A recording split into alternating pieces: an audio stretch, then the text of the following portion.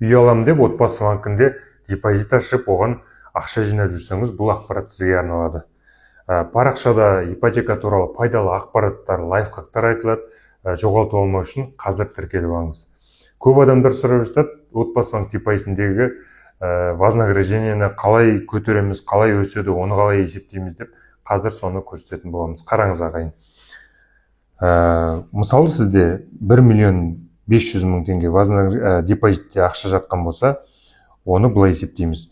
2%-ға көбейтеміз де, және 12 айға бөлеміз. Сонда сізде 2.500, бұл ай сайын қосатын вознаграждение. Вознаграждение дегеніміз жатқан суммаға жылдық 2% қосылады, сол үшін осылай есептелінеді. Енді ай сайынға түсетін вознаграждение белгілі болды. Ай сайынға 2.500, күнді қанша түсетінді есептеу үшін 30 күнге бөлеміз. 30 күн деп тұр, сонда 83 теңге.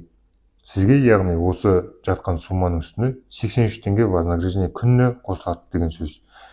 Енді сізде осының үстіне бір қолыңызда отпускнойыңыз түсіп, мүмкіндік болып, мысалы, ақша салдыңыз делік, үстіне 500 мың салдыңыз, депозитіңізді 2 миллионға толтырып қойдыңыз.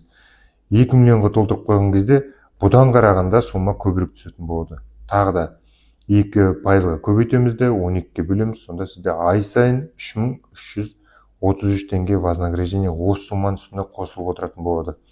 Енді соның күндігін есептеу үшін жаңағыдай 30 күнге бөлеміз, сонда күніне 111 теңге түсіп отырады. Көрдіңіздер ағайын, сумма өскен сайын үстіне қосатын вознаграждение де өсіп отырады.